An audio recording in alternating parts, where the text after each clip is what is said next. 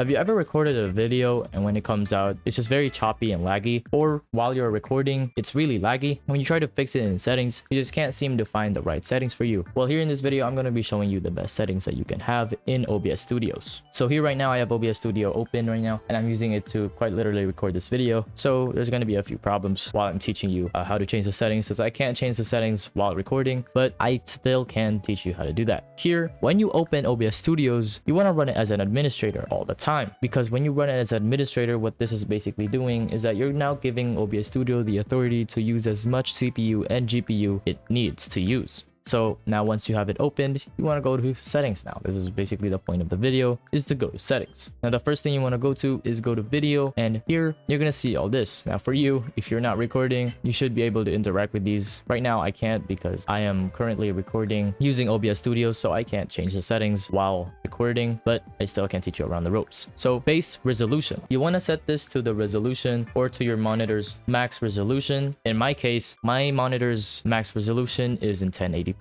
so I have it as this option. Now here at output scaled resolution, basically what this means is once you're done recording, this is going to be the quality that the video is going to be in.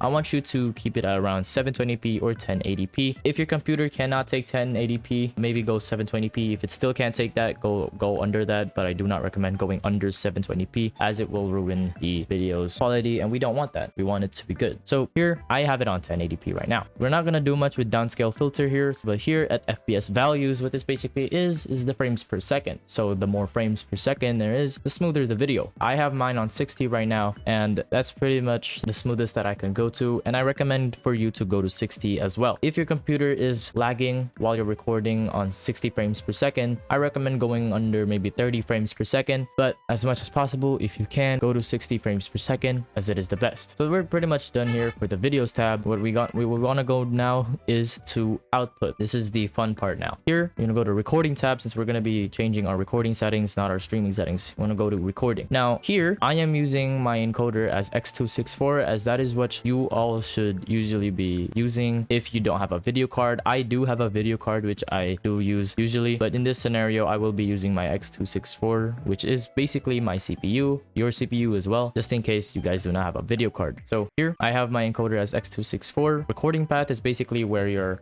recordings will be going to. Recording format, I usually keep it at MKV, but you can do it on MOV or MP4 as well, depending on what you like. I usually keep it on MKV though, because MOV or MP4, if the video gets corrupted, it's not gonna stay. So you're gonna lose everything that you just recorded if the video doesn't finalize. So I don't wanna take that risk. I'm just gonna keep it on MKV. Here you don't wanna do much here. You just keep that the same. Now here in encoder settings, this is where the interesting part starts as well. So at rate control, it's either you're gonna keep it on CRF or CBR. Now I don't recommend CBR too much, because when you're recording and not streaming, you shouldn't have to worry about bitrate too much. So I recommend CRF, but I will go through both. So CRF, here in CRF, I usually like to keep it on 20, but you should keep this number between 16 to 25. What this basically is, the higher the number, the less the quality of your video, but the less CPU it will take up for your computer. So while you're recording, it shouldn't be too laggy if you have this number maybe around 25. So while you're recording, it shouldn't be too laggy, but the video will have a pretty bad quality, to be honest. So I like to keep it on 20. This is a pretty good middle point. If your computer still can't take that, maybe go around 21,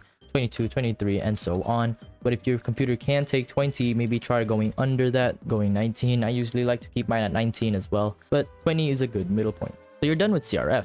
CPU usage preset, this is where it also gets interesting. Here you're gonna have all of these options here, ultra fast to placebo. What this basically is, the faster the CPU usage, the less lag for you while you're recording, but then when the video comes out, the faster the recording, the less quality. So if you have it on ultra fast, you don't have to worry about lag too much while you're recording, but the video will have a pretty bad quality. So I like to keep mine at faster when I'm first testing it out. If your computer is lagging while you're recording, maybe put it on very fast. If it still is, go to super fast and then ultra fast and so on. If your computer isn't too laggy while going to faster, you want to maybe test fast out, but I don't recommend going to medium and below, as it will take up a lot of your CPU and probably blow your computer up. So when I'm testing this out I first went for faster, and then I noticed that I didn't really have the gaming experience that I wanted, and the video quality was, although great, I just wasn't getting the frames I wanted while I was recording. So I went to very fast, and this was a pretty good option for me. So maybe if you want, maybe you could also go for this setting, but if you can go for slower or faster, then you can do that as well. So after we're done with all that, just press apply and then press OK.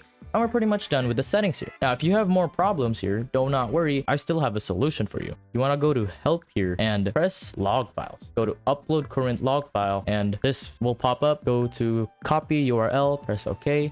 Go to your browser and search up OBS log analyzer. Here at URL, you want to paste the URL that you just copied and then press analyze. The OBS log analyzer will tell you what's wrong with your settings. So here I have max audio buffering, hardware accelerated, blah blah blah blah. Basically here, OBS log analyzer will tell you what's wrong with your settings and will recommend you the best settings for you. That's about it for this video. Thank you so much for watching. If you like this video, please subscribe. Thank you so much for watching. I'll see you in the next video. Goodbye.